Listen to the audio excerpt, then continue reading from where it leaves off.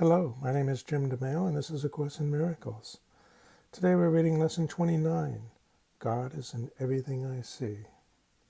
The idea for today explains why you can see all purpose in everything.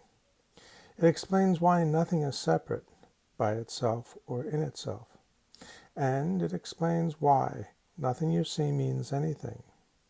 In fact, it explains every idea we have used thus far and all subsequent ones as well. Today's idea is the whole basis for vision. You will probably find this idea very difficult to grasp at this point, unless of course you're familiar with quantum mechanics, right? You may even find it silly. Yes, if you're totally not into science.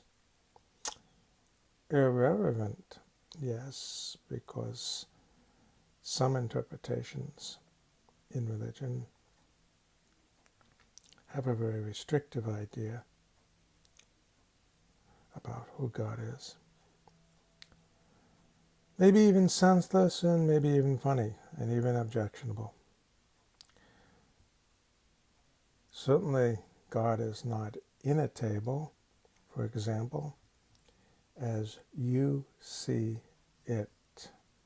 So this is the whole point, is giving up our past interpretations of everything we see and opening up to the present moment with vision. Then it's a different table.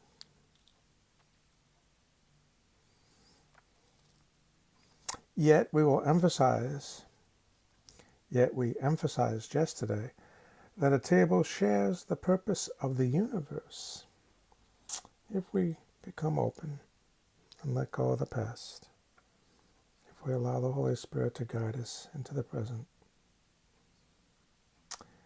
And what shares the purpose of the universe shares the purpose of its creator. Try then today to begin to learn to look on all things with love, appreciation, and open-mindedness. Boy, in this day and age, open-mindedness is a tough deal, isn't it? From both sides.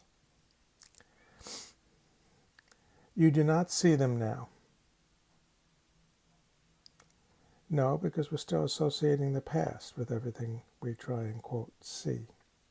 That's why he says you don't see now. Would you know what is in them? Well, if we don't see them, how could we know what's in them, right? Nothing is as it appears to you. Its holy purpose stands beyond your little range. Look, the little range he's referring to is the ego's range, which is entirely the past and completely absent of the present. When vision has shown you the holiness that lights up the world, you will understand today's idea perfectly. And you will not understand how you could ever have found it difficult. So just get there. Until then, trust. Our 6 1-minute practice periods for today should follow our now familiar pattern. Begin with repeating the idea to yourself and then apply it to randomly chosen subjects about you, naming each one specifically. Try to avoid the tendency towards self-directed selection, which may be particularly tempting in connection with today's idea because of its holy alienation nature.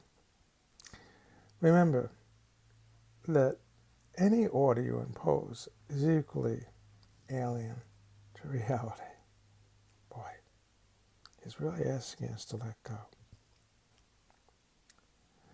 Your list of subjects should therefore be as free of self-selection as possible. For example, a suitable list might include God is in this coat hanger, God is in this magazine, God is in this finger, God is in this lamp, God is in that body, God is in that door. God is in that wastebasket. You know, before the Big Bang,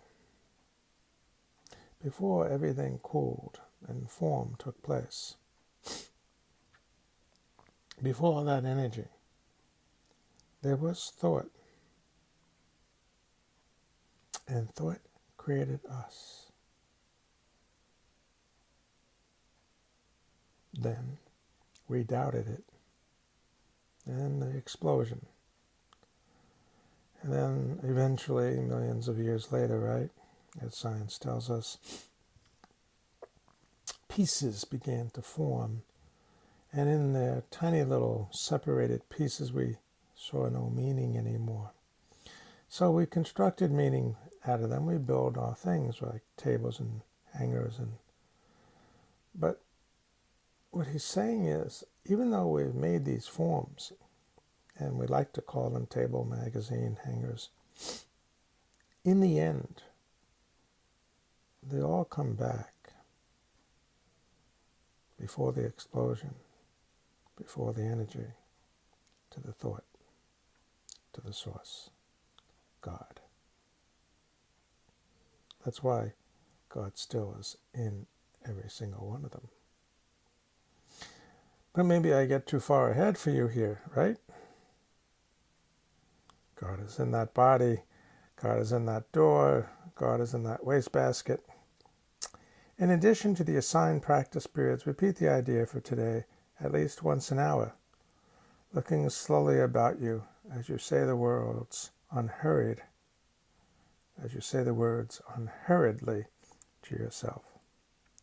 At least once or twice you should experience a sense of restfulness as you do this. Why restfulness? Because we're so tired of figuring everything out, making judgments with our perceptions and identifying what this is and what that is, when everything already is and with meaning, just a meaning that we've kind of lost sight of, but we're regaining that sight.